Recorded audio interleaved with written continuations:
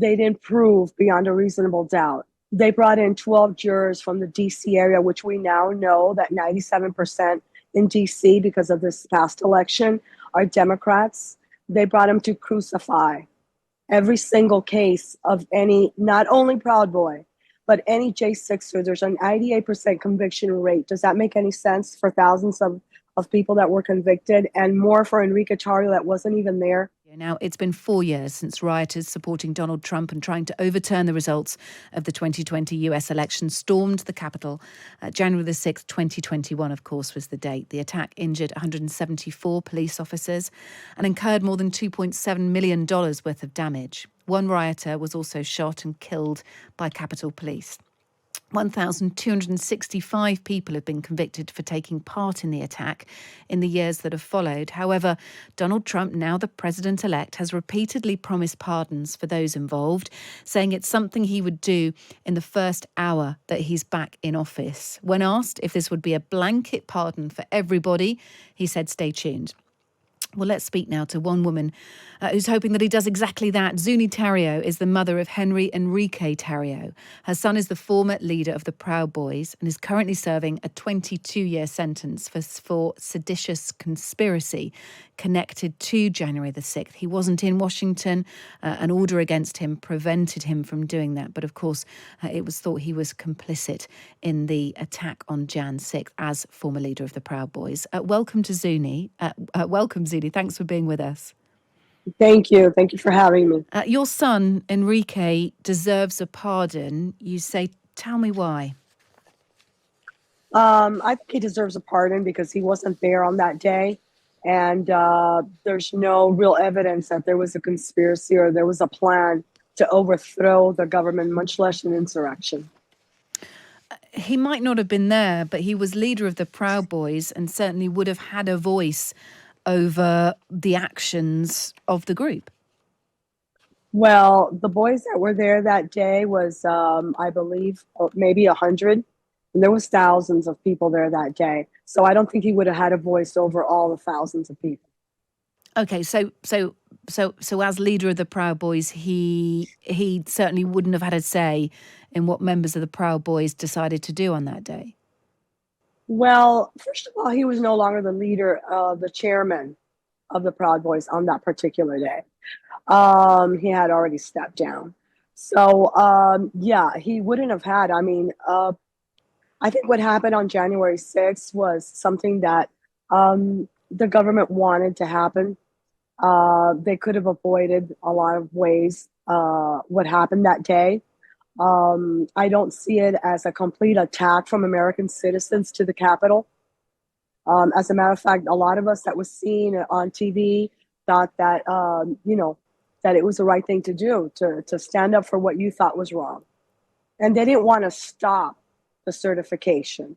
They wanted to make sure that it was done properly and that they had recounted all the votes. Right. Look, in his sentencing, so the Attorney General, Merrick B. Garland, said of sending Enrique to prison, he said the Justice Department proved in court that the Proud Boys played a central role in setting the January the 6th attack on our capital into motion. Today, the leader of the Proud Boys, Enrique Tarrio, learned that the consequence of conspiring to oppose by force the lawful transfer of presidential powers is 22 years in federal prison. Today's sentencing demonstrates that those who attempted to undermine the workings of American democracy will be held criminally accountable. That was what the FBI Director Christopher Wray said. I mean, even with all that said, you feel there's no justification for sending your son to jail for 22 years? There is no justification for that. There's no justification for that. And only those that were in court, and Merrick Garland was not one of them, know exactly what was shown in court. Prosecution didn't win the case. They didn't prove beyond a reasonable doubt. They brought in 12 jurors from the DC area, which we now know that 97% in DC, because of this past election, are Democrats. They brought them to crucify every single case of any, not only Proud Boy, but any J6er. There's an 98% conviction rate. Does that make any sense for thousands of people that were convicted, and more for Enrique Tarrio that wasn't even there? Well, your son wasn't there because he couldn't be there. He couldn't be No, in he could Washington. be. No, he Oh, he could be could. there. He could have. He could have. He could have not followed if he was that general that they're describing. He could have stayed. And if it was that important and that much of an insurrection, that much of a planning and a conspiracy, he could have stayed in Washington, D.C. He didn't stay because there was no plan, there was no conspiracy. So he didn't stay in D.C. He could have if he would have wanted to, but he did not want to. He followed the law. Right. Okay. So he should be congratulated for following the law. I'm sorry, but I really don't like, and this is the most uncomfortable that I've ever been in. I've done hundreds and thousands of interviews, but I don't like where this conversation is going. I think you're far from middle to left, and I really don't appreciate that. I'm a mother that just came on to explain not my political thoughts, but my feelings and what I think about what my son should be given. Not I don't want to get into a debate of what is right or wrong, what is wrong politically. Yeah, I mean, look, people listening to this might argue, of course, you're biased because you're talking about your son. But the bigger The same issue, way that they were biased, the same way they were biased to convict my son in a Washington courtroom. I mean, yes, you will say, well, you've effectively told me that his sentencing is the result of a broken justice system. Of course it is. Yes, that is not justice. Justice is something though. Justice is across the board. These people did not kill. They did not assassinate. They did not murder. They did not move drugs. They did not do human trafficking. They didn't do any of that. They've been in jail for 4 years without bond. Does that seem like a justice system is working? I don't think so. I think that was a Department of Justice and an FBI given all the weapons possible by an administration that wanted to use them to cover up what was really going on and what was really messed up with our system as we have seen it for the last 4 years. So, sorry, what is really going on? What's really going on is that there is no justice right now, that the justice system is broken. Okay. Are you surprised how, I mean, look, we covered the Jan 6 attack here in the UK, and we will always try on this station to offer interviews and a voice to people on all sides. That is really important to us as we, dig in and ask questions on behalf of our listeners. And after you, we'll be speaking to a police officer who had to retire because of the Jan 6 attacks. We want to get all angles on this. Are you surprised how the national outcry at the time over Jan 6 and there was a rounded condemnation of it at the time?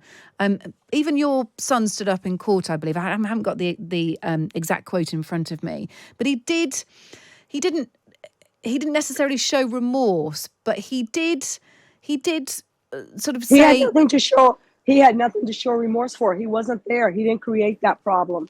And when you tell me that you're going to have a police officer that had to retire after January 6th, are you kidding? That was that police officer's oath. He took the oath to protect that building. There should be no reason for him. He was a police officer. Yeah, well, he had to retire because of his injuries. Yeah, I mean, look, let's not dig into that until we hear from him. Let's dig into Ashley Babbitt being murdered by a police officer in the Capitol building. Why don't we talk about that? Is that fair? Does that sound fair to you? Are you surprised how the conversation has changed around January the 6th since the time? And I know you don't think this is correct and you don't endorse this, but at the time there was a huge outcry about it. People were incredibly upset. The thought that Donald Trump might become president again was so far away from what many people thought around that insurrection. Are you surprised by how the American public have moved on from that, and you've got to a point where actually, someone who's been questioned extensively and accused hugely of many things concerning Jan 6th, of inciting a riot? How are you surprised how we've come full circle on that? And probably in your mind, the American public has either chosen to forgive Donald Trump or chosen to either listen to people like you, or has just simply moved on from that outcry at the time? Are you sort of surprised how that's moved on? I think Americans have seen and suffered so much throughout the last 4 years that the elections proved how we want our country back, how we want our justice system back, how we want a president that stands by us. So yes, I think that Americans have changed the way they saw everything on that particular day, and I think a lot of Americans are like, okay, well, maybe the so-called rioters were right at some point not to let this be certified. So yes, I think the American people have come a long way. I think our elections showed that. They showed what we want and how we want it. We know that Donald Trump's promised to issue presidential pardons to some of the Jan 6 people, to some of the people who are in jail over Jan 6. I mean, we don't know definitively about your son. What is your message to Donald Trump? Your son received one of the heaviest sentences. What is your message to Donald Trump on this?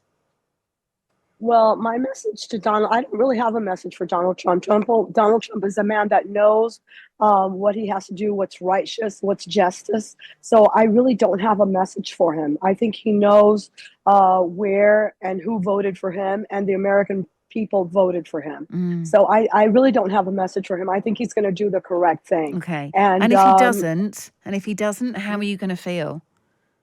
he will still be my president. He's been my president for 3 elections in a row. So I stand by him, and we continue to stand by him. All right. Well, look, thank you for speaking to us. We do appreciate it. That is Thank you. the mother of Henry Enrique Tarrio, former leader of the Proud Boys, serving 22-year sentence for his part in January the 6th. That is Zuni Tarrio.